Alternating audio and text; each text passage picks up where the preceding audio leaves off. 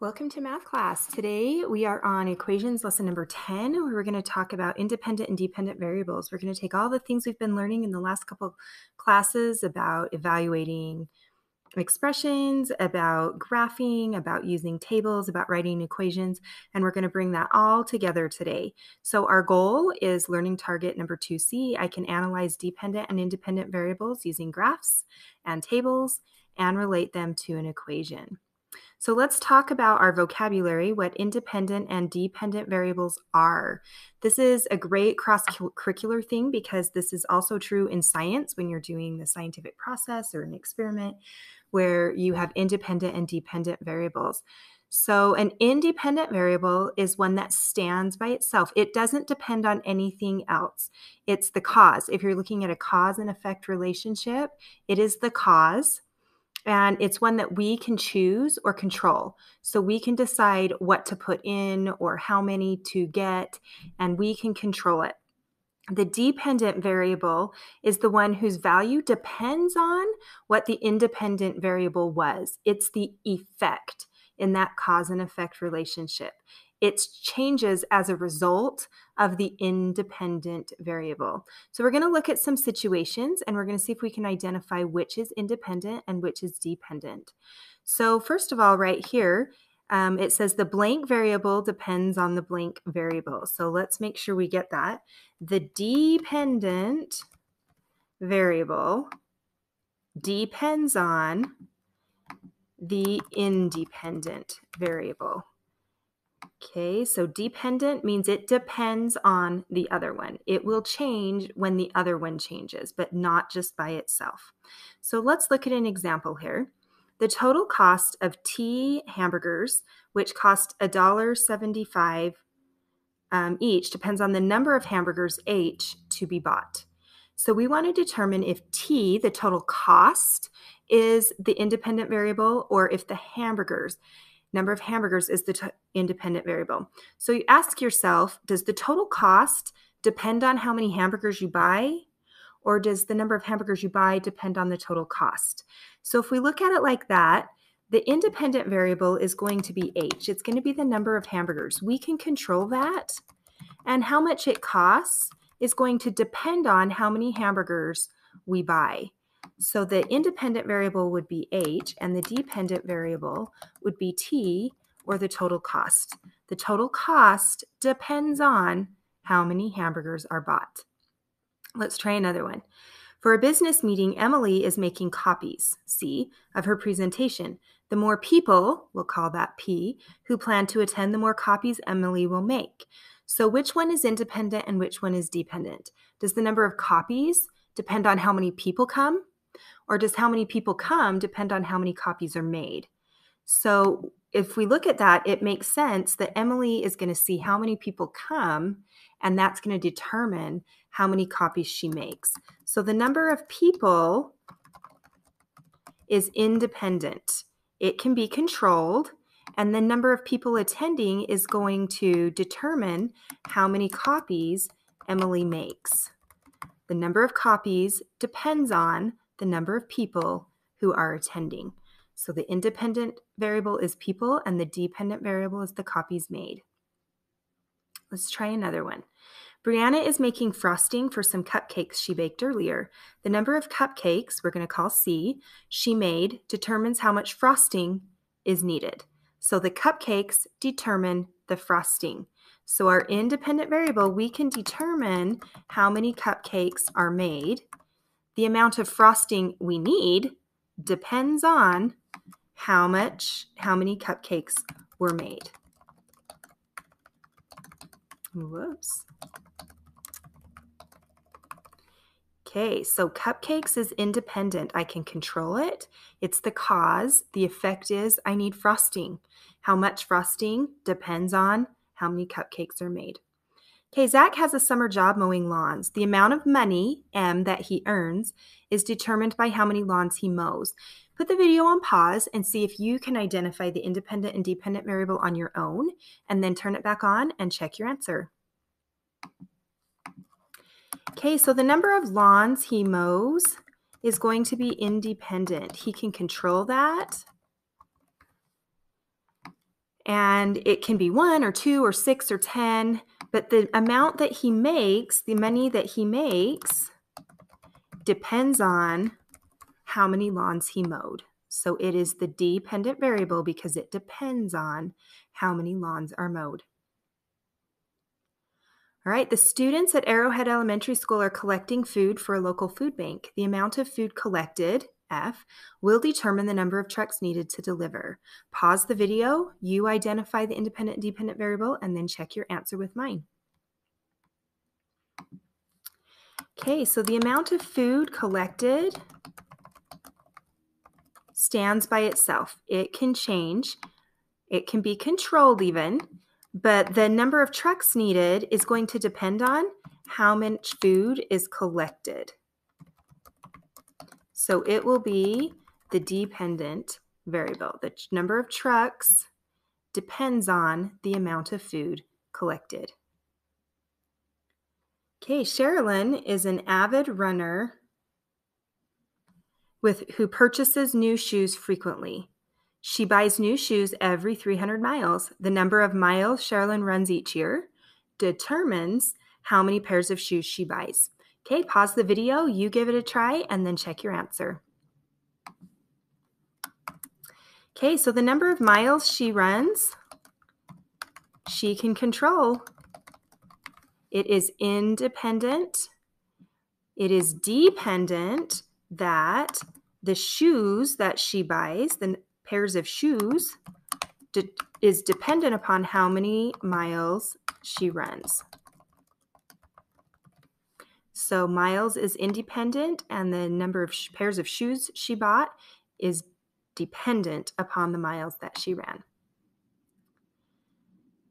All right, we're going to add an element here. Now we're going to not just identify the variables, we're also going to write the equation and show how those variables would be written in an equation. So Coach Smith will buy basketball shoes for each person on the team. Each pair of shoes costs $98. It's a nice coach. Buy $98 shoes for your basketball team. Write an equation showing the relationship between the number of players and the total costs to be spent on the team. So our independent variable is going to be the number of players. It can be controlled, and the total cost, or how many shoes you're going to buy, is going to depend on how many players you have. So the total cost would be dependent. Okay, that dependent variable is always going to be out here kind of by itself. So C, the total cost, is dependent upon how many players, so it's $98 per player. So my equation is going to be that the total cost is equal to $98 times however many players are on the team. So here's your independent variable right here. I can put in whatever value I want, 1 player, 6 players, 10 players, but my total cost is determined by whatever the value of P is. So this is my independent variable, and this is my dependent variable. Let's give that another try. Rachel's selling wrapping paper for a school fundraiser. The school will receive $2.50 for each wrapping paper roll she sells. Write an equation showing the relationship between the number of wrapping paper rolls sold and the total amount of money she earned. All right, so the total number of wrapping paper rolls sold can be controlled, and it will determine the total cost that or the total amount of money that the school earns. So the total amount of money is the dependent variable. So in our equation, we're going to put the M equals, because that's the dependent variable. M depends on the number of wrapping paper rolls sold, and it's $2.50 per wrapping paper roll. So $2.50 times however many wrapping paper rolls will equal the amount of money earned. Dependent variable out here, independent variable as part of our expression there. Jessica plans to read 3 books each month. Write an equation to show the relationship between the total number of books Jessica read and the number of months. So the independent variable then is going to be the number of months that pass.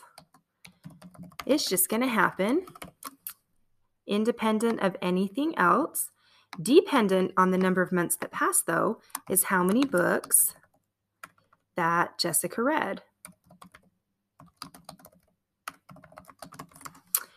Okay, so that means that our dependent variable is going to go right here. Books read is equal to 3 times the number of months that she's read, since she's reading 3 each month.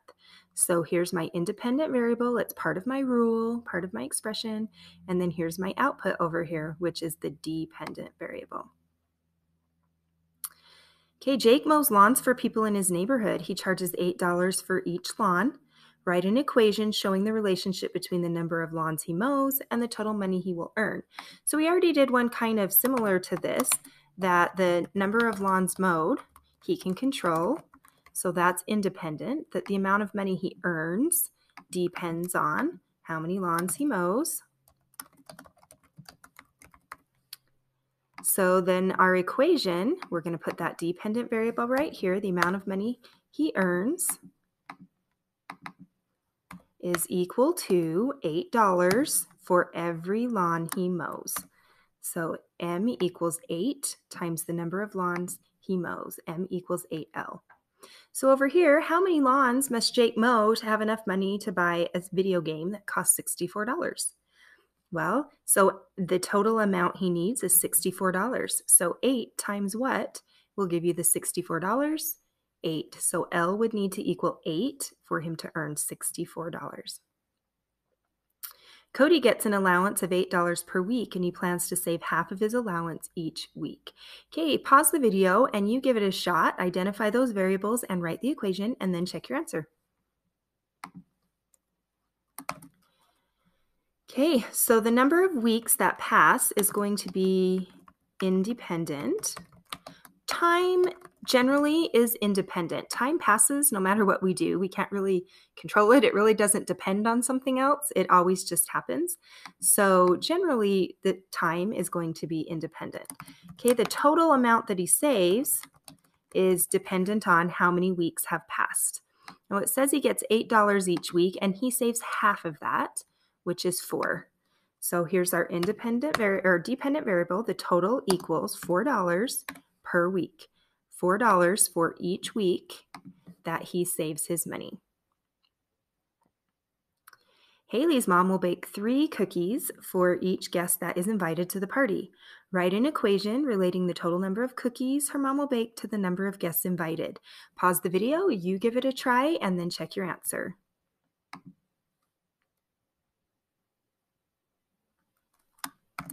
Okay, so the number of guests invited is going to determine how many cookies need to be made, and you can control the number of guests. So the number of guests is independent, and the number of cookies made is dependent. Okay, so the number of cookies is going to go out here. The number of cookies is going to be equal to, let's see, they wanted 3 cookies for each guest. So 3 times the number of guests that there are. So our equation would be cookies equals 3 times the number of guests. All right, we're going to add in the skill that we have as far as working with a table now and put that in there. So Mr. Smith drives on the interstate at a constant rate of 70 miles per hour. The distance he travels for a given time may be represented by the equation D equals 70t. So here I already have the equation, so I'm not going to try to write that. D equals distance and T equals time. So let's look at our independent variable then is going to be time. Okay, like we said, time generally doesn't depend on anything else. It just happens. And here's our independent variable is right there as part of our equation. And the dependent variable then is distance. So distance is going to depend on how long we've traveled. So let's go ahead and fill in our table here. So if I substitute 1 in for t, if my time is 1 hour, then I will have traveled 70 miles. If I have traveled 2 hours, that would be 140. 3 would be 210. I'm just substituting these values of t into my equation and then solving. 280 for 4 hours and 350 for 5 hours. So that's how we would use that table. Now we're going to add a graph. Cassie wants to download different songs to her iPod. The table below shows the total cost of downloading a particular number of songs. Okay, so we already have the table. So our job here is to write the equation and then represent it on the graph, which we did the other day. So the best part of the table for me to look at right here is the one song for $1.50, because that tells me that my total cost, which is C, right, equals $1.50 per song. So $1.50 times however many songs I buy will equal my total cost. So the songs is independent, I can control that, and the cost depends on the songs. Okay, now remember, if I'm going to graph this, these aren't labeled down here. My axes, my x-axis, this is your independent variable, the number of songs, and the y-axis is your dependent variable. So I'm just going to say that each of these little lines on here represents one song, and each of these little lines on here represents $1.50. Okay, so if I bought one song, it was $1.50. 2 songs was $3. 3 songs was $4.50, and 4 songs was $6. And then I'm going to graph the line that equation would make, and it would just keep going if I kept adding the number of songs. All right, this one's slightly different because we're going to start with the graph and we're going to put that information into the table. We're also going to write an equation and identify our independent and dependent variables. So you can really start anywhere you want. I think it's probably easiest to identify the variables and fill in the table before we try to write the equation.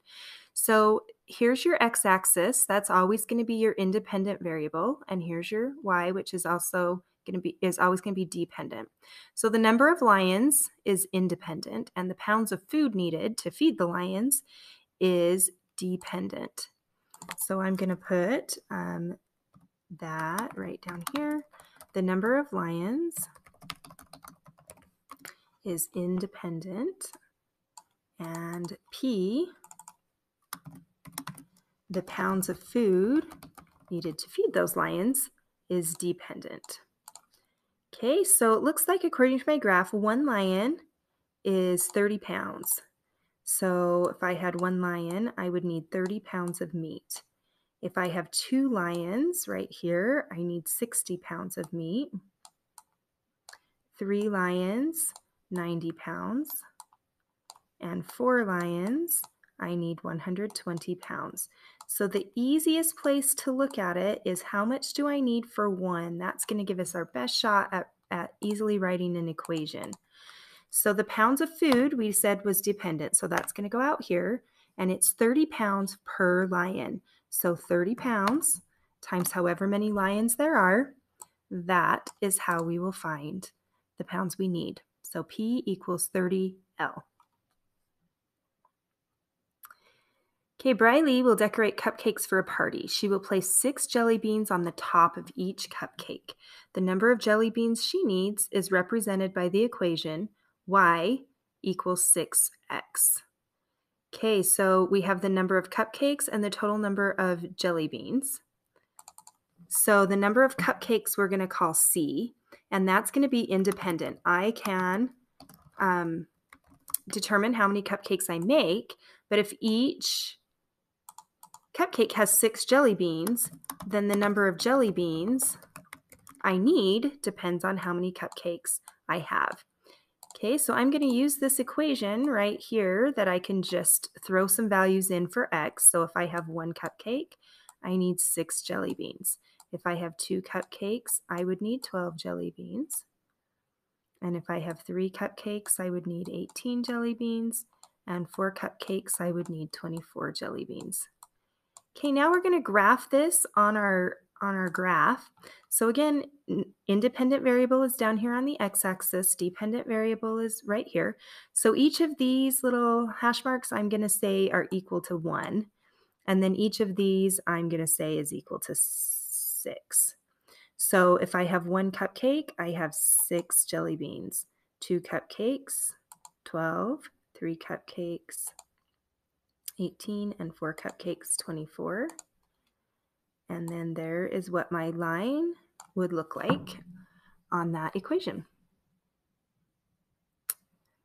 Okay, the Grand Bookstore sells used books for $2 a book. The table below shows the profit on a given number of books. Go ahead and pause the video and see if on your own you can identify the variables, write the equation, and graph it. Then come back and check it. Okay, so the independent variable is going to be the number of books sold. It can be controlled, and it's going to be the one that determines your profit. The profit that you make depends on how many books were sold. Okay, so our equation then is going to be that our total profit equals, and if you look down here, or what it said up here, it's $2 a book, which is shown right here, that one book makes a profit of $2. So that means my total profit is $2 per book. So $2 times B. So if I'm going to graph that, then I'm going to have my number of books down here because it's independent. Each of these I'm just going to count as 1, and each of these I'm going to go by 2, so 2, 4, 6, 8. So 1 book is $2 profit. 2 books is $4. 3 books is $6, and 4 books is $8, and so on. If I kept selling books, so my line would look like that. Okay, last problem. The graph shows the total cost of renting a car for a given number of days. So put it on pause and see if you can find that equation, identify which variable is which, and fill in the table. Okay, so the independent variable is the number of days. Down here, that's always your independent variable. And the total cost is going to depend on how many days you rent your car.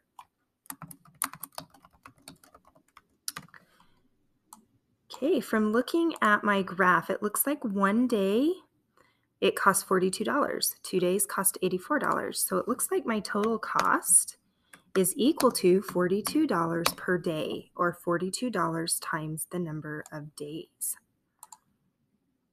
So if I'm filling in my table over here, one day cost $42, 2 days was $84, 3 days was $126, and 4 days was $168. Okay, table, graph, equation, independent, dependent variables, we've got it all. We've learned how to do it all. So good luck, and I hope this helps on your assignment.